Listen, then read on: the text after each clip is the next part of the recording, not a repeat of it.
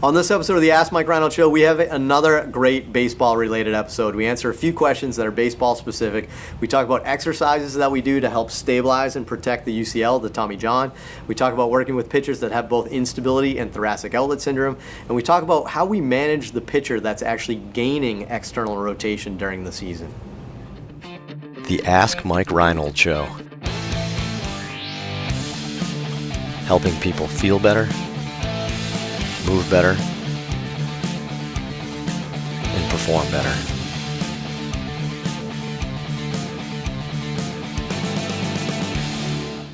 Welcome back, everybody, to the latest episode of the Ask Mike Reinold Show. I'm up in Boston at Champion PT and Performance.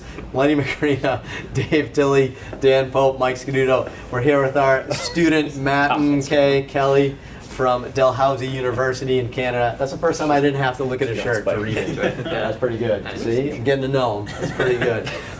Anyway, we're here with, what do we got? We got a cool baseball episode. We get a ton of questions on baseball, so we try to throw them into an episode every now and then so we can just kind of get those baseball questions. So, sorry guys, you guys do a ton of baseball now too, but that's true. But anyway, not the best at it. It's not as fun, right? But anyway, all right, Matt, what do we got? Baseball question number one. How many field goals do they get? Trey from Tennessee says, considering the strain placed on the UCL each pitch, are there any proven exercises that can reduce the stress? If so, what are some of your favorites for pitchers? All right, so strain on the UCL, the Tommy John, your medial elbow. So we know we have a lot of strain on that. What's the ligament? The ligament is a static stabilizer, right? Stabilizes the joint. So are there any exercises or muscles to protect it? Yeah, anything that is dynamically in that area is going to protect it. So Len, what muscles kind of run in that area that help protect the UCL? You remember these? Yeah, I mean, you get all your flexor group, but your flexor carpi ulnaris runs right over the ligament, so that's going to be SCU is a big one. You can somehow isolate it. I mean, to me, it's everything. It's pronator, it's the flexor group.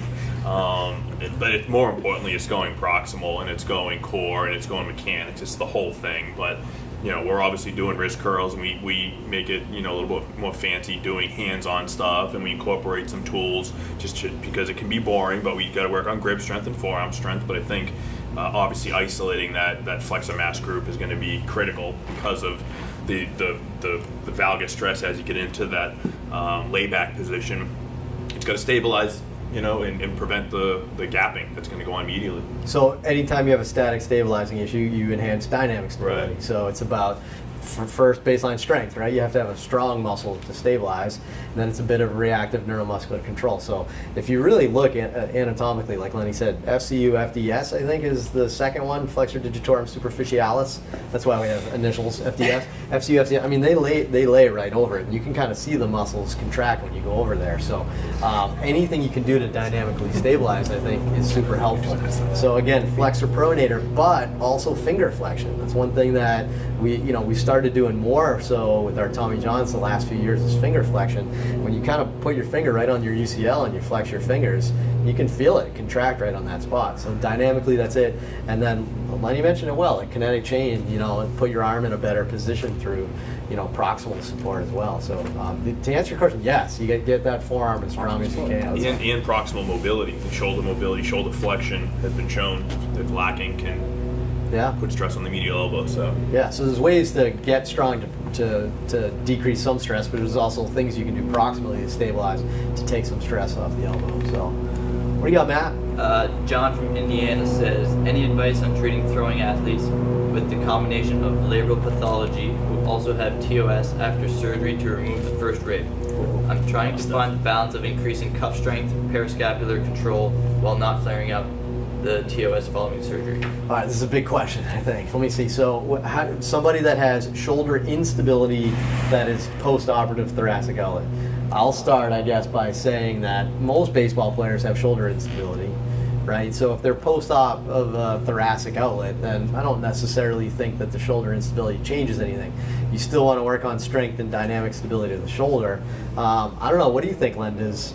Does working, or you got anybody, I mean, does working shoulder strength and stability, you think that's going to compromise the decompressed thoracic outlet?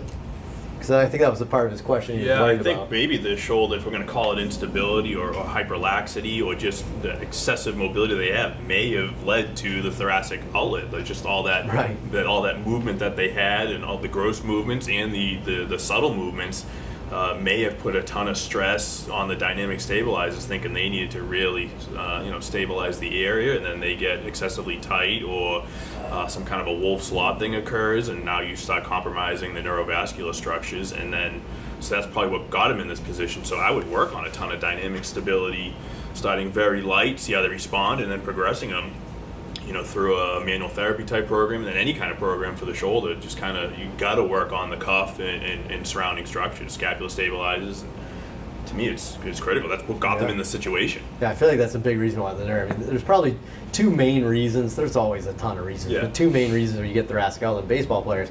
One is from poor stability of your shoulder. You can be sliding around a little bit, and it gives you poor mechanics. You have some hyperangulation, maybe those types of. There's a bunch of different mechanisms that goes into that.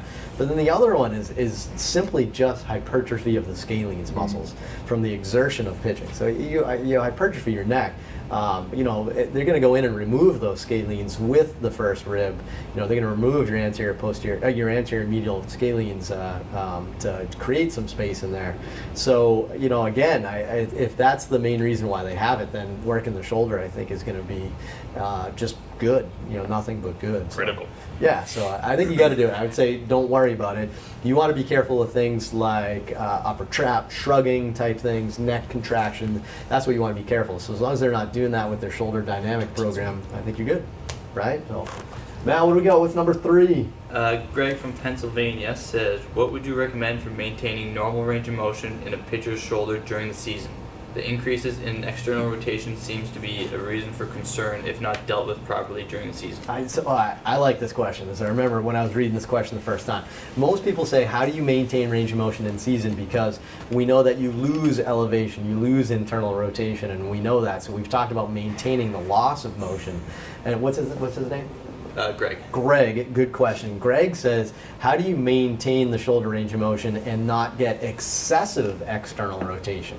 So I've always studied this. We'd always look at range of motion throughout the season of all of our competitive athletes, and we published this in Sports Health in like 2011 or 10 or something like that. And we showed what happened to external rotation over the season, but we actually gained 5 degrees of external rotation over the season. So we maintained their IR because we focused on it, but we gained external rotation. So then subsequently, if you think about it, they gained 5 degrees of total rotation. They've kind of created a more unstable situation. So it's a very good call. We're starting to see that. We just finished a study here at Champion with weighted balls showing that you have acute changes after just a 6-week program. You have more external rotation in your shoulder by doing a weighted ball program. So it sure seems like throwing over time increases shoulder external rotation. If you make the implement heavier, that happens faster.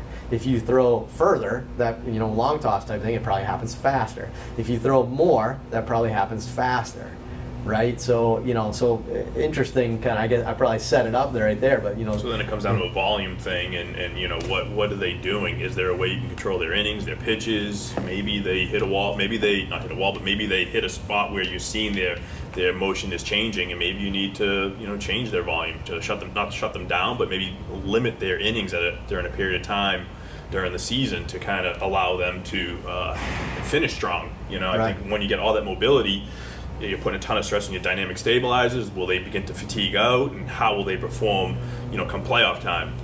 Right. Even more importantly too is maybe what you do in between starts, which is an interesting thing, because maybe that's a little bit more variable that you can do.